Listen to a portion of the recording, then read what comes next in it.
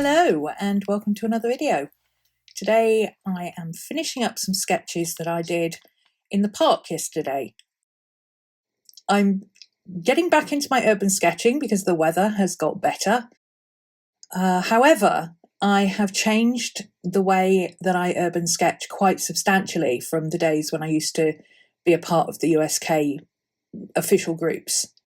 Many of you know that quite a few years ago I set up with a couple of friends the local urban sketching group in Stoke-on-Trent, and unfortunately during the pandemic I had a fall that caused me to have major mobility issues, and now I can't really do the traditional urban sketching, going out and sitting or standing for the 2 hours or so of an urban sketch meet and drawing something on location. I'm just not physically capable of it because I can't sit or stand or walk for any long period of time. I have to sort of move about, stop, rest, sit down for a bit, stand up, move about, etc. You know how it goes. Anyway, I spent an afternoon in the park without Maddie for a change, which was weird because Maddie just did not want to go out. I tried to get her to put her harness on like 3 or 4 times and she was just not having it. She huffed at me and went back to bed. So I ventured out on my own with my cup of coffee and my little sketchbook. And as you saw at the beginning of the video, I took a little bit of video and some reference photos of what I was actually looking at, just so that I had reference for colour and light and stuff later on if I needed it. I actually didn't use it when I was colouring these, but it's always handy to have that just for as a memory jogger. But while I was actually there, I literally just took a ballpoint pen and my little sketchbook, my 100 pages in 100 days sketchbook, which I'm still going strong with. Yep, we're on to about day 35, I think, today, and still managing to keep up with it. So yeah, I took my sketchbook out and I did a few very basic, very quick sketches just to get the positioning of what I could see, what I wanted to capture on the page. Because when you work from life rather than from a reference photo, the perspectives and the angles and things are very different from what you can see in a photograph. An experienced sketcher can tell if you've drawn from a reference photo or if you've drawn from real life, simply by the ways the angles look versus on a camera versus the way you see them with your own eyes. I've talked about this before. It's all to do with your brain processing 2 visual sources, both eyes, into one focal point, whereas a camera takes a single focal point and kind of wide angles it. So everything looks a little bit off. Anyway, I got 4 pages actually altogether. No, 5 pages, I lie, 5 pages. So I did 4 sketches. One is a double page spread, but I did 5 pages overall. I don't know why I decided to do this one with the tree on the right and the pavilion on the left. I have no idea, because they're actually the other way around in real life and they would actually create one continuous sketch if I'd done it like that. My brain was having a moment. I don't know. Because I already knew I wanted to draw the tree. I've drawn that tree before. I like to draw that tree. It's a really cool tree to draw. But yeah, somehow along the line, I did something reversed. I don't know how that happened. So when I got home, I used my little tin of gouache, which you could see up in the top right-hand corner of the screen. My little tin of jelly gouache that is the tin that I take out with me if I am going to do any painting on location. And I just did a very light wash across the sketch that I already had. The thing I like about doing ballpoint pen sketches is that the ballpoint pen comes up through what's already there. because ballpoint pen is oil-based, it will always rise to the surface. So over time, it comes up through the paint.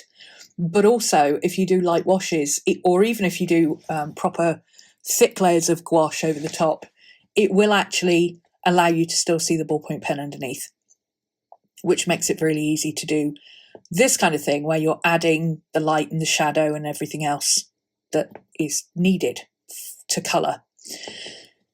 So yeah, I'm just going in then with some brown and green pencils. Again, these are the kind of things that I take with me on location in case I do have an opportunity to draw. Basically, if the cafe over there is open and I can get a comfortable seat for half an hour or so, I will happily sit and do this on location. But unfortunately, the cafe was closed and I didn't have the opportunity to do that. Otherwise, that's what I would have done. But yeah, I spent about, I think this is double speed. So I think I spent about 30 minutes or so doing both of these. Just getting some colour down, getting some shading in, getting some definition in with the brown and green colour pencils. And I'm literally just using a light colour and a dark colour of both. And putting in where I know the shadows were. It was very, very strong sunlight and a beautiful cerulean blue sky, as you probably saw from the video at the beginning. And that makes it actually very easy to sketch because the colours are very, very bright and saturated. The sky is one flat colour. The shadows were really, really strong. So the contrast in the whole picture is very strong. And that's what I enjoy drawing, really, is capturing that light and dark and capturing the textures of what I can see. So yeah, this was a pretty productive day of sketching, really. This is only 2 of the sketches that I did. I've got the others lined up for you that you can have a look at as well in other videos.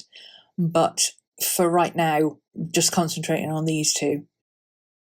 I think as well with these, I actually go in later with a dark pen. I like the Tombow Food-Nosgay WS, the soft tip.